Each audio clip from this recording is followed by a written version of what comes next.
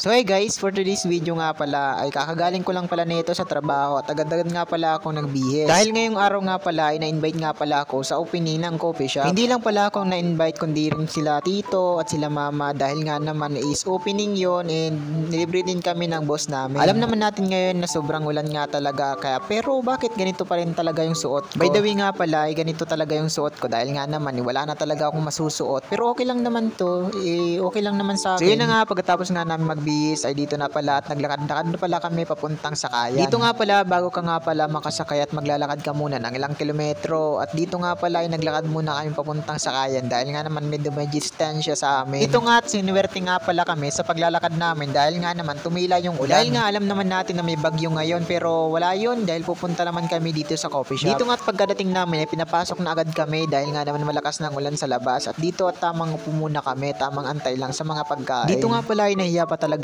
ako at nahiya pala talaga ako mag-video dito kasi nga naman di ko alam kung pwede talaga itong videoan. Dito nga pala sa harap ko ay kumakain na pala itong dalawang bulilit na nakikita nyo at nakikita nyo talaga sila na habang kumakain ay parehas talaga silang sino ba naman kasi hindi masasarapan sa ganitong pagkain, di ba? O makikita nyo talaga na sobrang sarap niyan. Siyempre ako naman na tumikin na wala ako dyan ng chicken. Siyempre ako muna dahil nga naman inagutom na rin ako. Ito nga pala yung sinerve sa amin ng mga nag-serve pa talaga yan sa amin yung boss namin sobrang mahal talaga kami ng boss namin. So yun na nga pala, tinikman ko na pala at sobrang sarap talaga dahil nga naman apritada yan. Ewan ko kung apritada ba talaga yun. Ewan ko ba dahil nga naman siguro sa sarap. Iba't ibang klase talaga. So yun na nga dahil nakita ko ng kapatid ko at agad nagpalagay naman siya sa tinapay niya dahil nga naman so try down niya. So yun na nga at may kita niya talaga dahil nga naman sa sarap at nilagay namin sa tinapay. Ayan, naubos na yung tinapay. So yun na nga habang kumakain nga pala tong dalawa at nasa harap ko pa talaga nagchichismisan tong dalawang to. Ewan ko kung anong pinagsasabi nitong dalawang. So ako naman nasa gilid lang at tamang hintay lang hanggang sa maubos nila yung kinakain nila. Tamang inom lang pala ako dito sa iniinom ko. By the way, yung in-order ko lang pala is chocolate lang pala dahil nga naman wala akong pagpipilian doon at nahiyan na rin ako mamili. Pero talaga napakasulit talaga ng na-order ko dahil nga naman napakasarap at wala talaga akong masabi.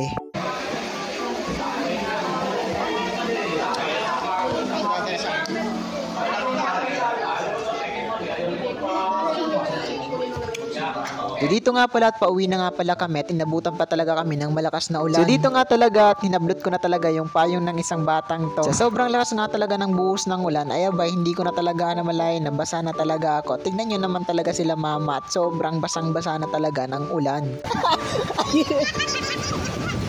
At dito nga pala pagkarating ko nga pala dito sa bahay agad na pala akong naligo dahil nga naman mahirap magkasakit, di ba? Dahil nga naman gabi ito at kaya naman naginaw na talaga ako dito at sobrang ginaw pa talaga ng tubig kasi nga naman maulan. Nakabot man